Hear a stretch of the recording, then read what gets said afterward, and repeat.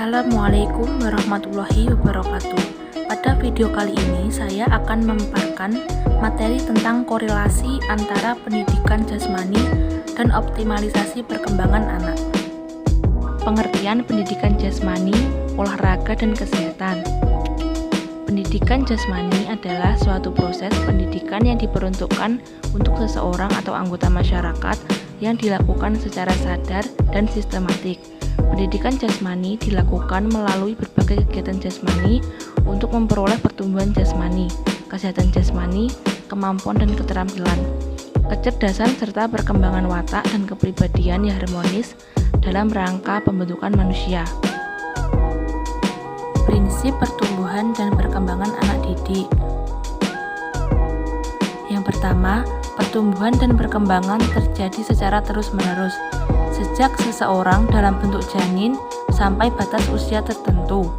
Sehubungan dengan hal tersebut, maka pertumbuhan dan perkembangan yang tampak saat ini merupakan kelanjutan dari pertumbuhan dan perkembangan sebelumnya.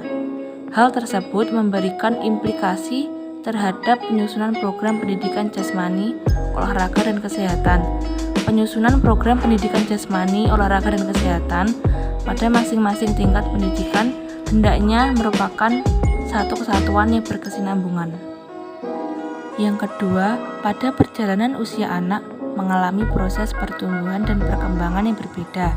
Tiap tahap perkembangan memiliki karakteristik yang berbeda. Program pendidikan jasmani, olahraga dan kesehatan yang efektif adalah program yang memperhatikan dan mempertimbangkan dengan seksama pertumbuhan dan perkembangan anak. Yang ketiga, tiap individu memiliki karakteristik pertumbuhan dan perkembangan yang berbeda-beda. Perbedaan tersebut mempunyai implikasi terhadap penyusunan program pendidikan jasmani, olahraga dan kesehatan. Program pendidikan jasmani, olahraga dan kesehatan yang efektif adalah program yang disusun secara individualistik. Artinya, program yang disusun sesuai dengan kebutuhan individu. Tetapi pembuatan program itu sangat sulit untuk dilakukan, paling tidak program disusun berdasarkan kebutuhan kelompok. Misalnya kelompok siswa yang memiliki kemampuan rendah, sedang dan tinggi. Di samping itu, guru mata pelajaran penjas di sekolah dasar harus memahami dan mendalami tahap-tahap perkembangan gerak. Perkembangan gerak merujuk pada kebutuhan individual dan lingkungan. Faktor individual secara spesifik berhubungan dengan keadaan internal yang secara khusus oleh tiap anak. Tiap anak memiliki faktor individual yang berbeda. Kemudian faktor lingkungan berhubungan dengan faktor eksternal yang mempengaruhi perkembangan individu. Pertumbuhan serta perkembangan anak mencakup beberapa aspek yang antara satu dengan yang lainnya saling mempengaruhi. Mulai dari aspek fisik, psikologis, dan psikososial. Dengan berjalannya ketiga aspek tersebut secara optimal, maka dapat dipastikan anak akan tumbuh dan berkembang dengan kepribadian yang luar biasa. Ada beberapa hal yang dapat mempengaruhi perkembangan ketiga aspek tersebut, diantaranya sebagai berikut. Poin pertama ialah faktor keturunan. Sedikit banyaknya memang dalam pertumbuhan dan perkembangan yang terjadi pada diri anak dipengaruhi pula oleh sejumlah gen yang diwarisi dari kedua orang tuanya, misalnya dari bentuk hidung, mata, dan lain sebagainya. Kedua ialah faktor lingkungan yang terbagi menjadi dua jenis, internal dan eksternal. Adapun internal ialah dari dalam diri anak, seperti inteligensi, motivasi, hormon dan semacamnya. Sedangkan eksternal terdiri dari status ekonomi dan sosial orang tua si kecil, kebudayaan yang juga tak kalah dalam membentuk kepribadian, serta pola pikir anak dan masih banyak lagi.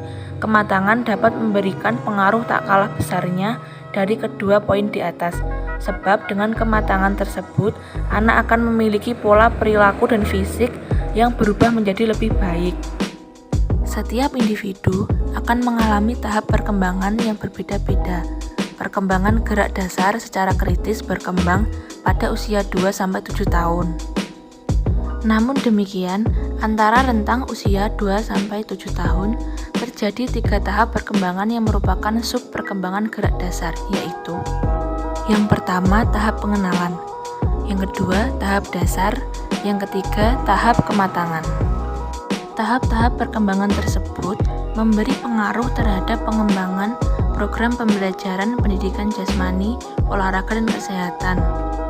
Selanjutnya, pada usia 7-14 tahun, terjadi perkembangan gerak spesialisasi. Dalam tahap-tahap usia tersebut, terjadi subperkembangan gerak sebagai berikut. Yang pertama, tahap transisi dari gerak dasar ke gerak aplikasi. Kedua, tahap aplikasi gerak pada bentuk-bentuk keterampilan yang spesialisasi dan menuntut kualitas koordinasi yang lebih baik. Ketiga, tahap pemanfaatan pada berbagai kegiatan yang menumbuhkan keterampilan gerak dengan kualitas koordinasi yang baik. Mengoptimalkan pendidikan jasmani, olahraga, dan kesehatan di sekolah dasar agar pendidikan jasmani, olahraga, dan kesehatan di sekolah dasar dapat lebih berperan dalam mengoptimalkan pertumbuhan dan perkembangan anak didik, yaitu dapat dilakukan dengan cara-cara sebagai berikut. Yang pertama, menanamkan pengertian yang benar pada diri anak didik bahwa penjas merupakan mata pelajaran yang penting dalam rangka membentuk fisik dan mental yang sehat.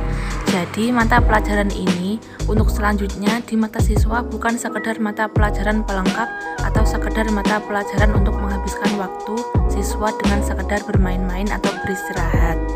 Yang kedua, menanamkan kedisiplinan pada siswa untuk mengikuti mata pelajaran penjas secara tekun dan bersungguh-sungguh.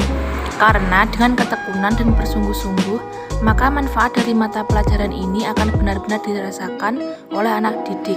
Misalnya dengan mengikuti gerak jalan, senam, atau olahraga permainan sepak bola dengan bersungguh-sungguh, maka tubuh akan sehat dan berkeringat.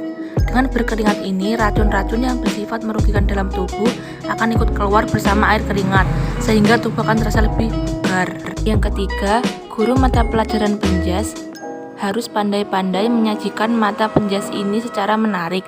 Caranya, guru dapat memberikan materi terkait dengan upaya menerapkan budaya hidup sehat di sela-sela kegiatan praktik di lapangan. Misalnya, pada waktu istirahat, setelah selesai melakukan aktivitas olahraga tertentu, materi disesuaikan dengan kegiatan olahraga yang baru saja dilaksanakan atau materi-materi yang terkait lainnya. Yang keempat, guru mata pelajaran penjas dapat berkoordinasi dengan guru kelas atau guru agama untuk dapat ikut menyajikan materi yang terkait dengan budaya hidup sehat dalam materi yang diberikan oleh guru yang bersangkutan dengan cara menyisipkan materi-materi yang sesuai dengan tema atau subtema yang diberikan. Hal ini sesuai dengan pendapat Burhansyah yang menyatakan bahwa tidak seluruh materi kesehatan diajarkan melalui mata pelajaran penjas. Upaya ini penting untuk mencapai hasil yang optimal dalam rangka menyeimbangkan antara pertumbuhan fisik dan perkembangan psikis anak didik.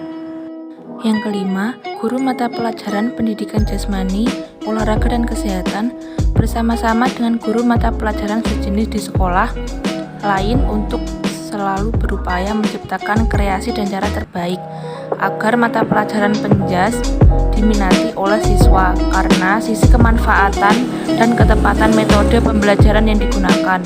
Bila mata pelajaran ini sudah disukai oleh anak didik, maka mereka dengan penuh kesadaran akan melakukan aktivitas secara bersungguh-sungguh sehingga menghasilkan prestasi yang membanggakan.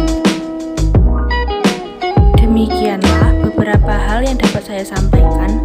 Sebelumnya saya mohon maaf yang sebesar-besarnya apabila ada salah kata atau beberapa pernyataan yang menyinggung. Sekian video dari saya. Wassalamualaikum warahmatullahi wabarakatuh.